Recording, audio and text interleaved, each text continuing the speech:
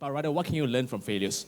Because what we noticed during our course of setting up the whole strategy for MaGIC and the programs that we run in general is that people in Asia or in Malaysia as well, do not specifically like to talk about failing. And we fundamentally believe that it's something that we would like to address from a conceptual perspective, from a cultural perspective. Because if you look into the most successful ecosystems out there, failing is actually a badge of honor. Because you wear it proudly on your sleeve, but you learn from it, and you use it as a foundation to build something on top of it, right? So on this panel right now, we have 3 very successful entrepreneurs. Yeah? 3 very, very successful entrepreneurs who have also failed several times before. Yeah? Who? But... Sorry? Who did? Who did? Right. Okay. But the more important thing is, how do you actually bounce away from it? So without much further ado, perhaps I can pass it to each of the panelists to introduce themselves very briefly with regards to the journey and what what they do and what they've been doing in the past. Hello, everybody. Thanks for having me here. I don't know if I have failed. I don't know if I want to admit as failed, but I did fail miserably a couple of times. Yes, I will go through those experiences. So, but to me, concept of failure is at least requires a little bit more, elaborate definition. So failure in my book is something that you believed in and you started it, and maybe people believed it, and then it just didn't work out for reasons that maybe you sucked, or your product sucked, or world wasn't ready for it maybe before you launched this. So I think my previous startup failed. I can go into the details after, but I'll tell you my story. So I've been a programmer since I know myself. So I have run software companies, and at some point that I decided to do consumer stuff. And maybe perhaps the first time you try something new, you will fail, and that is a learning experience, just like you said. But I want to challenge your assumptions as to, do you really bounce back? Because some people don't. And some people are successful on the first try. Like, there are some high school sweethearts around us, like, and some of us date and don't succeed. So that's a clear debate. I don't think there are formulas as to, failure is required for success, but yes, there are more failed entrepreneurs than not. So that's me. I did coding after my failed startup, and I learned my lessons, and I actually made 5 bullet points for the rest of my life. And if anyone comes and asks me, this is an idea that I want to implement, I just say, okay, we actually just talked in the break with one of you here. I say, if your idea doesn't pass my 5 bullet point test, do not start it. Because I did, and it didn't work out very well. So that's my little story about that, and I'll go into details when you ask me. Okay. But what is coding right now? Coding is an attempt to solve the software, the problems around software development. So today, most of us are building companies, and those companies are going to build software. And if you are going to hire developers, and then from 10 people to 100 people, you'll go through a lot of manual steps to onboard those developers to your company and get them to communicate better within the organization. Coding solves all those problems and then makes a new employee joining your startup and actually creating meaningful code to your startup in 5 minutes. That's the vision of coding, and that's what we're building. And we passed 1.5 million developers on the, maybe we passed, maybe we are close. We raised $20 million of funding, and we just closed Series B funding also with the inclusion of Khosla and 500 startups. And I am really proud of what coding is doing today, and that was, knock on wood, not a failure, and I hope it's not going to be. It's not going to be. It's going to be a success, right? We'll see. Yep. So let's pass it on to Bruce then. So I've been involved in about 14 startups. I personally more success and failure in about 9 of them. So your story this morning, the only difference between what you talked about and what I talked about is I'm 10 years older than you. So I have I've done some successes. I've IPO'd some companies. We've sold probably about 3 or 4, but we failed also. And I think the difference is learning why. And even when you do a sales call on somebody and they say no to you, trying to understand why, what failed. I did a company called iCast in '98. That was the first streaming media company for multicast, way too early. The networks weren't ready. So sometimes it's timing, sometimes it's PPM. Whoa.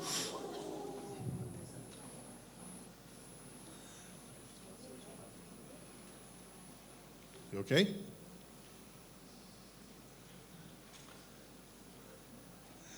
So PPM stands for poor PP management, piss poor management. So there's sometimes it's management issues, sometimes it's the venture. I actually have done a startup here in KL. I lived here for a couple of years doing a startup. I did one in India, and the one here, the venture people didn't understand the business or and they eventually pulled the plug on the company without really understanding what we were doing. So it can be miscommunication or not understanding. I think the biggest difference is your personal skill set on how you recover, because it can be very depressing. It's personally hurting, and how you recover from that. And also, you're taking venture money or angel money from people. And sometimes you feel a little bit obligated because you kind of know those people and you just burn through 10, 15, 20 million of their dollars. So how you feel about that is personally been an issue sometimes. But I think I always sit back and try to learn from the mistakes. Number 2, I built a skill set that always keeps me relevant. And so I can always go on to the next gig. And I try never to look back and I never burn a bridge. One thing you want to learn, never burn a bridge. Because when you do, this is a very small industry, and eventually somebody will meet you somewhere, and you might need them. And always, even though people have taken advantage of me. Can I say screwed? Yeah. Okay. Use the F word. I can't say the F word. Even though I've been screwed by different types of shares, one thing I learned was there are founder shares, and then there are like Series A. There's different kinds of shares, and when they sell a company, sometimes the founder shares get bought, and the rest of the shares go away, and you don't get anything. So I've IPO'd with one company that's helped me legally retire right now. So it's, but you learn a lot from that. I've been on the venture capital side. I spent quite a few years with Telecom Italia Ventures, and so understanding both sides of this has been. It's been a long journey, and I've been excited because I've gone through all different kinds of experiences, and it's been exciting. Seth. So there's a couple great aphorisms. Fail fast, fail forward, always make new mistakes, which I like a lot. Yeah, I always say make mistakes 2.0. I actually own, or at least I don't think it's expired, it's failurefactory.com. Got it a couple years ago, and I wanted to start a creative agency called Failure Factory. because we're so progressive in the United States that we would totally just appreciate. And no, we weren't really. It was, it's still, I think when we talk about failure as an entrepreneur,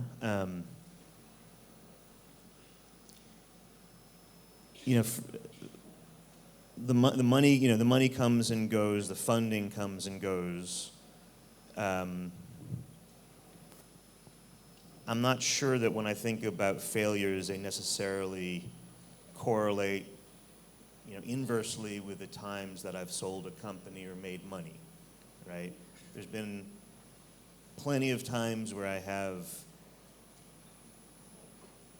made money without earning it, in a way, right? Where I remember I joined this venture firm, Flatiron Partners, in '98.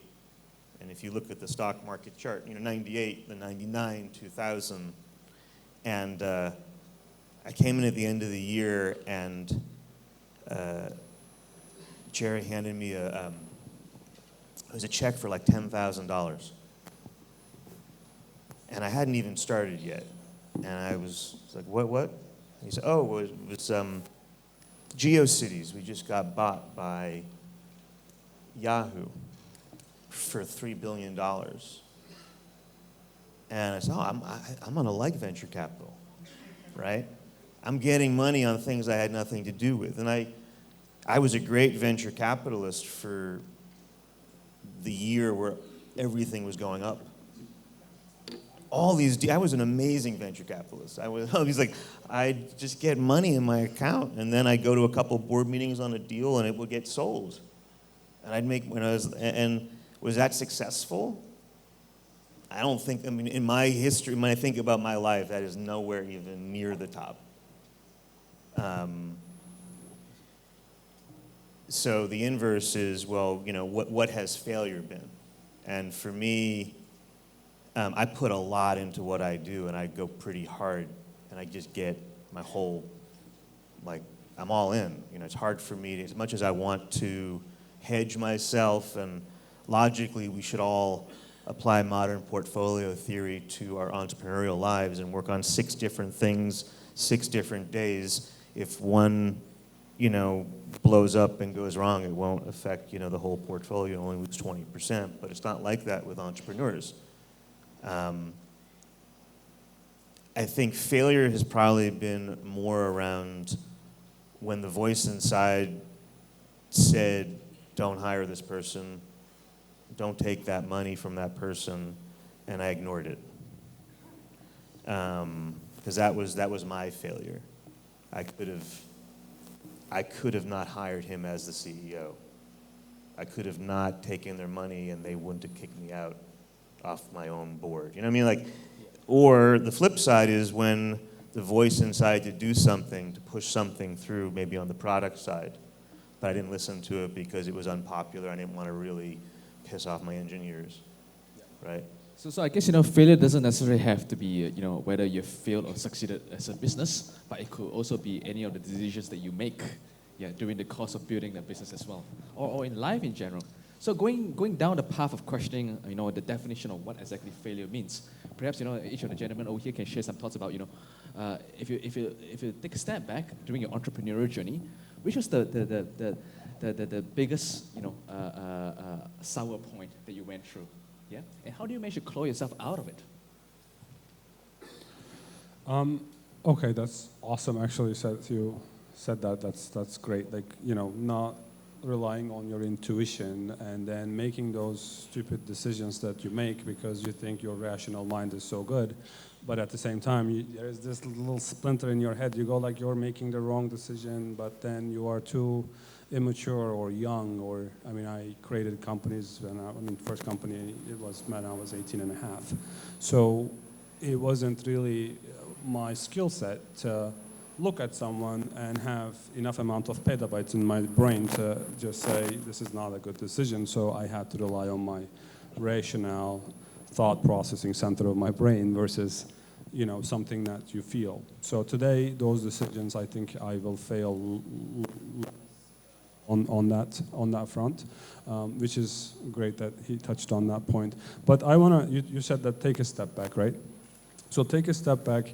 To me, a lot of people optimize their lives around how much money they're going to make, how much stocks they're going to have, or how comfortable they are at their job. When I take a step back, I realize that most valuable thing in this life is life itself. So I am given this life once, and if in 10 years, in 20 years, or before I die, if I'm going to regret not doing something, that is going to be the biggest failure in my life.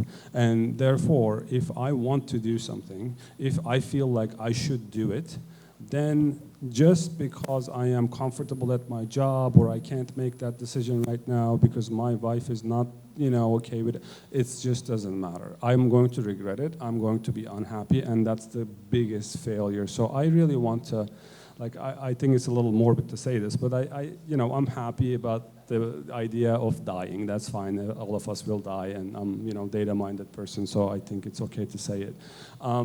I just want to be able to say to the people around me at that moment, it was nice meeting you, and I'm done here.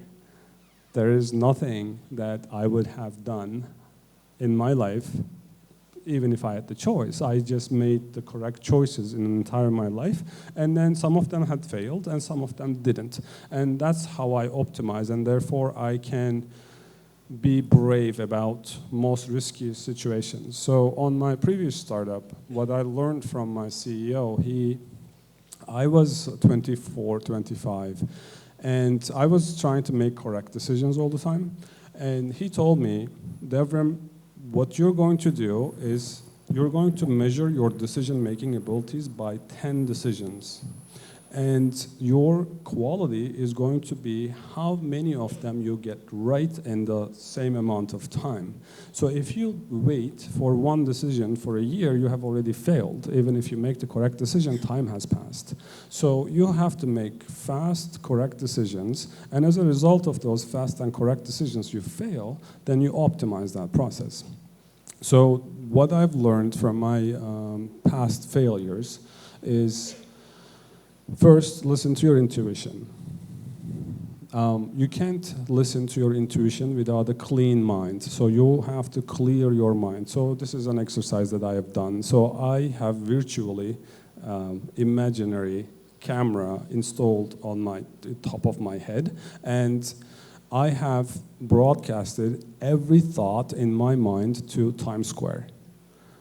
So I said I shouldn't be ashamed or embarrassed or anything about my thoughts if the entire world was seeing them.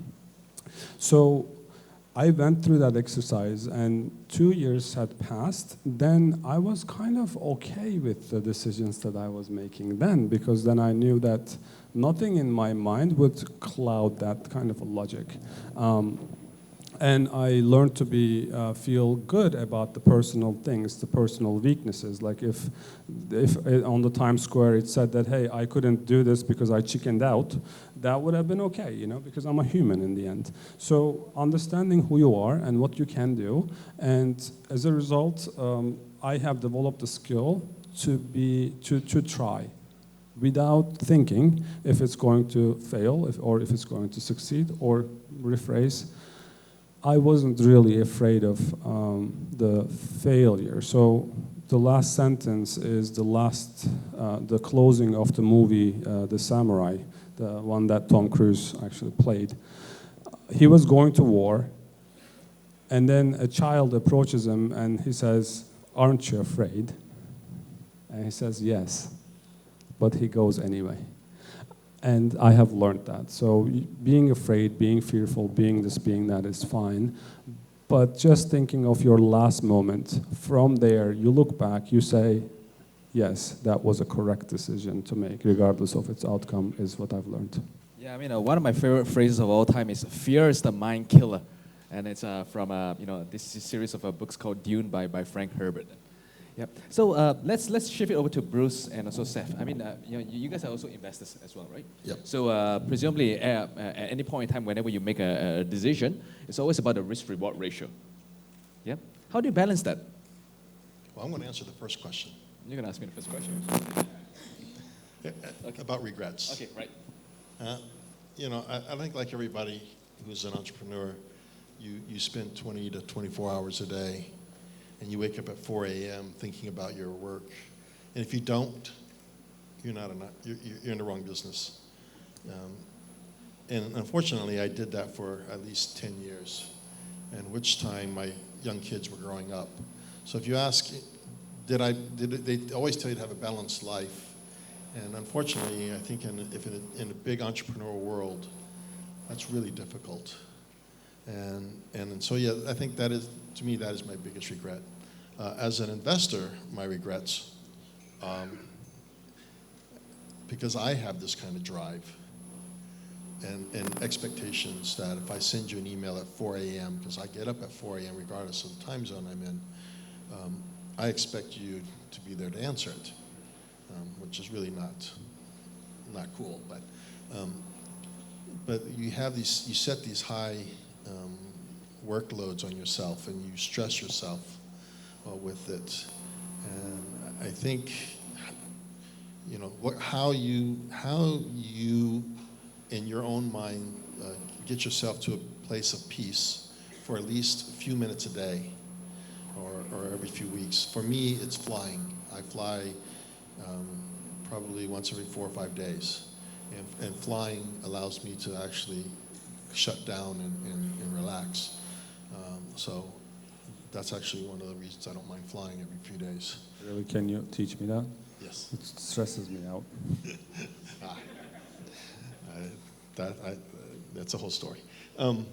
So, and I think listening to a lot of entrepreneurs, and they all excited about their product and their idea, but I always take the opposite side of every conversation. This is why people get irritated sometimes. But I always look at the opposite side, and when that happens, whenever you come up with a great idea, I call it the Intel factor. If you ever worked at Intel, basically everybody's job is to be negative to your idea, because you have to fight for your idea. And if you can fight through all your peers, then you have a good idea. And I always want to challenge everyone to think differently. And sometimes you get entrepreneurs who have such passion for what they do that they're inside the box. And it's their idea and it's their baby. And sometimes trying to knock them out of it has been an emotional, because it's personal, and you're hurting their personal feelings. And so technically how to politely do that is not easy. But sometimes you have to get people to step outside their own world, because they think that their app is the best, or their product is the world changer. And if you've seen a lot of things and you can step out, you can actually see where you can make your improvements.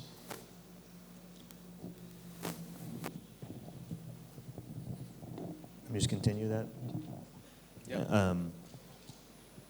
I've definitely lost money as an investor by assuming that the CEO is going to change.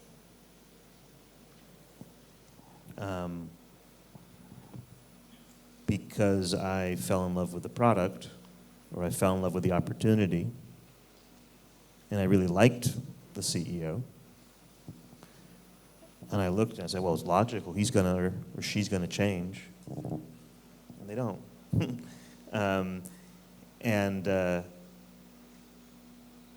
When I was signing books earlier, there were a number of students that came through, I think recent university grads, a pack of boys and then a pack of girls. And I was thinking about, well, this is a moment this is a leap of faith. Is if you're coming, out of technical training, the university, and you don't have kids, and you don't have a high lifestyle cost necessarily compared to what that's the best risk-reward ratio for starting something. And it's just fascinating to think about, well, in the context of failure, of taking a chance, what does that look like? What has to happen? What do you have to line up to make a good decision? So that failure, for example, could be, ooh, we came to market with the wrong product, but we're still a really strong unit. Let's iterate, let's come up with another one. Or right product, wrong customer, but not, oh shoot, I should have taken that job offer from IBM. So I'm going to delve deeper into it. I mean, Good. if you can look into the example of turntable, for example, right? So you raised quite a lot of money, Yep. but then again, the market moved on. So I mean, what were your learnings from it? So turntable, so here's it's a really good case study. And for any of you that want to read deeper, there was a really in-depth article. We were on the cover of Inc. magazine. I think it was summer of 2011. I have the link somewhere. And it was about the struggle that I had with my co-founder, Billy, who is a CEO and a product person, and made the most beautiful products. And so the story started when I was in California, he was in New York, and he had this idea for an app called Sticky Bits. And Sticky Bits was an iPhone app that you could have a label with a barcode, and you could put the barcode on the tree, and you'd scan it, and you'd record a video, and then a week later someone else would come by, they'd scan it, and they'd see the video that you left there. It was a really interesting idea, and there's all these applications. And we raised $1 million, $1.5 million, and we had a long Google Doc list.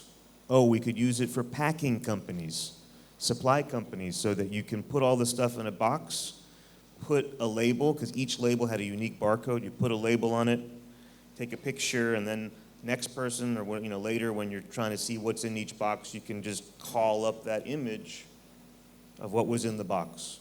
Or for medical, all these great ideas, but there were all these great potential ideas, but no one actual idea.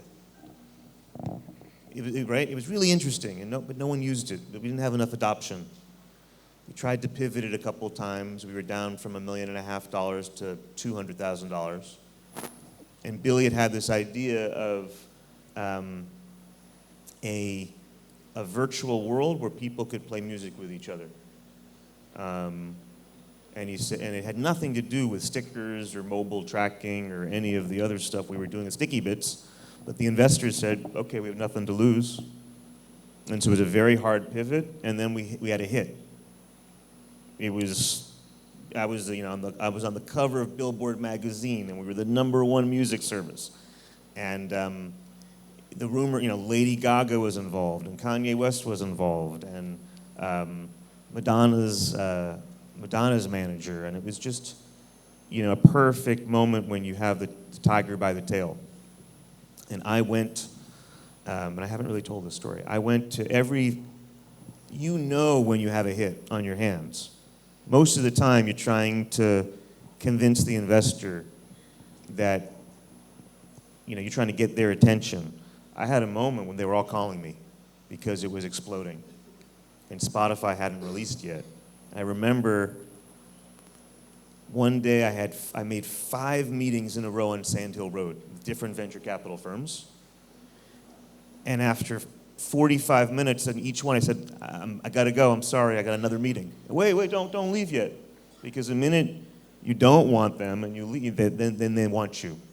So I had all these investors chasing. And to make a long story short, we got licensed by the labels. And everything started to slow down. And in the end, my partner, the CEO, just kept wanting to make new products. And it's hard to keep nurturing the community and the customers you have. Sometimes it's much easier and it's much more elegant to start from scratch. In fact, VCs, I was told, I don't want to name names, but I've had VCs come to me and say, Seth, they're investors in my company. They say, Seth, it's okay, move on. We'll fund your next thing. We don't want to put more money in this thing that you've spent years on, because the way our fund structures work, we don't want to put another check out of an old fund that we don't have. We want to put a new check from a new fund. So there's a psychology of, are you hot? Is it a hit? It's very, very hard to really see it through. So the primary reason why Turntable failed was because of founder issues then? I'd say it was founder issues, but also product is really, really important, but it's not the only thing. And organizations and cultures are more important than the product.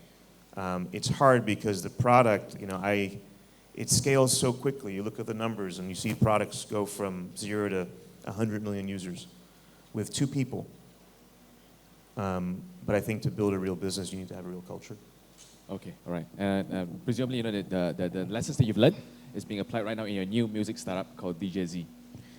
Yeah, and I think just the people that, I built a culture around people that when I'm here, I don't worry about them not having vision or not feeling ownership or not feeling driven, because I've learned after 20 years how to create an ownership culture. Okay. And Bruce, you've been involved with, in 14 companies. Yeah? A lot of them have succeeded. Some of them have failed. What were the reasons in terms of why they failed? Some were too early. Can you give some specific examples? Yeah, we were doing, I did a company called iCast that was streaming media before Cisco had multicast ready for networks, so you couldn't stream. I mean, our very first broadcast we ever did was into Sweden, and it was 10K. We were streaming video at 10K, and we thought we were the king of the hill. So it was a bit too early. We had investors from Eric Schmidt and also from Larry Ellison. So those guys were visionaries and they saw the future. But some products were too early. We had some where it was poor management and the team wasn't there. I think what Seth is saying said is 100% right. As a person who I get invited to companies, I get invited and I look at companies, I think the number one thing is the team. And when you talk about bouncing back, if you bounce back as a team, or if you take that churn, because you took the churn as a team, you can. It's whenever things start to go down, we start blaming each other and the team falls apart, then you never really had a team. But if it's a good team and you stick together, I can always add a product to a team. I can't add a team to a product. And that to me has always been the number one. And I'm very picky who I work with, because you have to have the right attitude and the right work habits and everything. And I really look for those teams. And I think we talked about bouncing back. Of all the companies that I've been with, there's only probably one guy out of all 14 companies that I wouldn't talk to again. He was a cheat. So, but everybody else, even though some made money, some didn't make money, I have been in touch with almost everybody. Not everybody. I've been in touch with quite a few of those people, and they're still friends.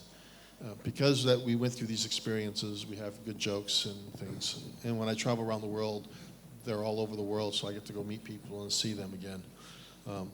So it is the team. And if you can find a group of people that will go through hell and high water with you, then you will be successful, regardless of the products. And this is also connected to one of the points that you made earlier, i.e. never burn bridges. Yep. As long as you're a team and you have a track record, and even though you might not have succeeded the first time around, but you show that there's the enthusiasm and humility to learn from it, as well as to leverage on the previous experiences, then a lot more people will be willing to back you. Yeah, I think, like you said, the venture people that I worked with before will back me again, should I ever get back into the market. But it's because they know and trust, and they know that I can build a team. Unfortunately, I'm too old to do it anymore, but so mentoring is fun. But if you look out when you fail, and if you look at how you fail, and you'll be angry, but as long as people can reconcile and get back and still be in contact, you may not be your best friend, but still be in touch, you'll see that sometimes I have to make a call. I know a friend of mine who's a very good security expert. He didn't do me great when we sold the company, but I still have to call him because if I'm looking for that kind of person and I need a reference in that industry, I still need to call him. So I mean, we talk about several potential factors. I mean, one could be the team, or one could be the product, one could be the market timing. Is there anything else that you might like to add to potential factors into the whole? Timing and luck is everything. Thank you. Have a good day. Timing and luck. What about you, Devrim? So what are the factors you named? Yeah, any additional factors? No, what were yours? So there's a Timing. product, team, market timing. There's luck. Yeah. Mm-hmm. I mean, there's nothing much to that. It's, I just want to say that I don't want to also glorify the failure, because failure sucks, and I don't advise and recommend that to anyone. It just isn't good. It's waste of time, and you wish you had succeeded. Well, you failed, but as a logical thinker, so what you're doing is you're taking risks. And one of the potential outcome of that risk is failure. So then if it happens, then it happens, like shit happens, and you just move on. I think it's just simple. I just want to say, outside of your question, do not wish to fail. I think that will be my thing. Just don't get into a startup and then say, failure is fine, I'm going to fail. That's not the correct right mindset. It's you want to get in there and you want to be eternal optimist. You want to succeed. I think that's the first thing. Second thing, every time you fail, I think this is statistically proven, but I would not remember the article that I read it. It will take you 5 years to bounce back. There is no, even if you're funded, if the investors are ready to fund you, you're going to find another team. Your ex-teammates will be going their own ways. It's just as a lot of time that, you have to then put in your head to bounce back. It's not going to happen like this. Even if you have the money, even if you have the resources, coming up with the next idea, you'll be in a different phase in your life, and everything will be different. So it took me 5 years. Like my startup, when it went down, it was 2008, and the Koding, when it was called successful, it was 2014 when we passed 1 million users, and I think we passed the point of failure. You never know. I mean, Apple can fail, but aside from that, I think it took a lot of time, a lot of energy and passion and commitment to do that. I also want to touch on the age factor. I don't think anybody is too old or late or to have an idea, but I believe that you only have a couple of tries, like every individual. So you might have your first try when you are 45, and then you will have 3 tries, because you just run out of that initial energy. Because on my account, I can say I was more stupid in the past, so I could, just jump into things much quicker than today. You really have to make sense to me today if you want me to work on your startup, or you want me to start up with a new idea. I couldn't be just jumping into anything, whereas in the past that would have been an option, and then I could have been a co-founder of Facebook, because Facebook was a stupid idea when it started. So, those are the consequences of failure. I want to also say that some people take it to the heart and commit suicide. We have seen that, and that's horrible, horrible, horrible thing. And someone did it in New York just months ago. I just want to say that it's fine, it's startup, and nobody cares. You can possibly move on and create a happy family, and make something else and make your life meaningful outside of the startup, because it is fine. It's just a startup. Well, on the point of suicide or stress as a whole, I mean, how do how do you build a support network? Yeah, to leverage on motivating yourself or moving on. I'll take that question slightly different. I'm from Taiwan. I grew up in Taiwan. I went to Silicon Valley for 20 years, and I'm back now for the last 8 or 9 years. And in Asia, first of all, our parents don't want us to be entrepreneurs, number one. Number two, the loss of face from failure can be very devastating to a lot of people. And I think in order to continue, and you want to do your next one, because your parents will tell you to go to work for IBM.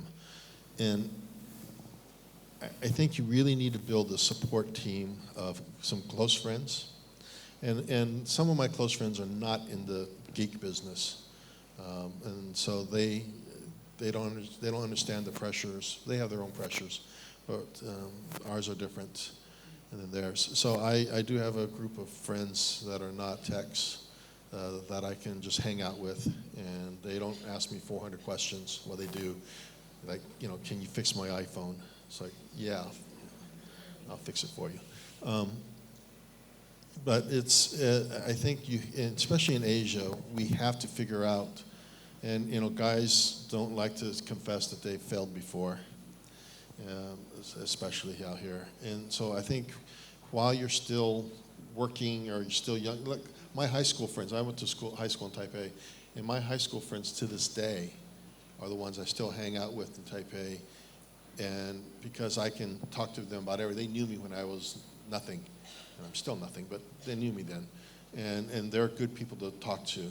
So I've built a small organization of friends that I can hang out with and not worry about them understanding the difference between robotics and androids. So that's kind of fun. I think that's what you have to do. Yeah. Well, yeah. So there's a great quote from Reid Hoffman, who founded LinkedIn, that says, if you're not embarrassed by what you're shipping, you've waited too long. Right? So, fear, embarrassment, failure, I think what's great is that we're talking about it. And it doesn't have to be group therapy. Obviously, a lot of people have really bad consequences from failure mentally. And that's a whole other kind of support that needs to be provided, just like healthcare to entrepreneurs, because it's a little crass, but when you think about technology investing in Silicon Valley, you're betting on horses that are really strong and really fast, which in geek speak are people that are borderline personalities. And a lot of the great entrepreneurs and the geniuses, and whether it's Elon Musk or Steve Jobs or others, they're pretty intense people. And so, that aside, I just think for us, how do we take some of these feelings and anxieties and make them into strengths as we build teams? Because a team that's able to talk about, a team that's able to be honest on Friday that what you tried to do and talked about on Monday's meeting, being able to admit that to each other and moving on and looking at data, and there's so much data, and saying, hey, this was our key performance indicator. We thought it was going to be here. It's actually here, right? When startups can incorporate that level of honesty, then you don't have the bigger failures. Yeah. Actually, the best software team I ever worked with were about 5 or 6 surfers in San Diego. And they would surf every morning and then work. And while they were surfing, paddling out, they would discuss business. And those guys were very close, and they could be honest about everything. And so if you got some friends that you can really rely on and be honest with, it really helps. Great. Well, I actually wanted to throw the floor open to questions, but unfortunately we are a little bit short of time right now, and it's going to cause a backlog to the rest of the other sessions there. But allow me to wrap up if you don't mind. Yes. So I think it has been a very insightful session. If I were to recap, based on what each of the different individual panelists have actually shared, Devrim initially talked about having the right mindset, having the right psychology with regards to defining what exactly is success to a certain extent. Yeah, because the failure in his perspective is if the person has not really lived a life to the fullest. Because That is correct. yeah, ultimately, it is the happiness that actually defines a person, and not just dollars and cents. Great. And then from Bruce's perspective, it's a lot about finding the team, the support, as well as the relationships in which you can always tap on. Sorry, as a network, yeah, because your product might fail, your companies might fail, but the relationships, as long as you have a sense of integrity, you have the humility, and you have the generosity and the sincerity to continue with them, will be something that will stay with you forever. Yeah, is that a right summary of all the thoughts shared so far? And then Seth, with regards to your experiences, you come from a perspective where you always push hard for it. Yeah, you drive your product towards excellence. You drive your investments towards towards a path, yeah, which you believe will lead to success. Yeah, but at the same time, we all also recognize that there are sometimes factors which we need to get resolved first at its core. For example, the team, yeah, the product principles before we essentially double down or invest in terms of growing into the next level. Would it be a fair summary? Great. Do we have any final words or parting words to the crowd before we close this session off? I can only think about one quote that Mark Twain's. He said that there are two important dates in your life. One, that you are born, and second, you find out why. I think my journey of this lifetime is a journey to self. I am trying to find out why I am on this planet and what's my purpose is. And to that extent, I'm not afraid to try anything if it's all failure. Yeah, I agree. Take risk. If you take risk and fail, take risk again. All right? Great. Thank you very much, ladies and gentlemen. So let's give a round of applause to our panelists.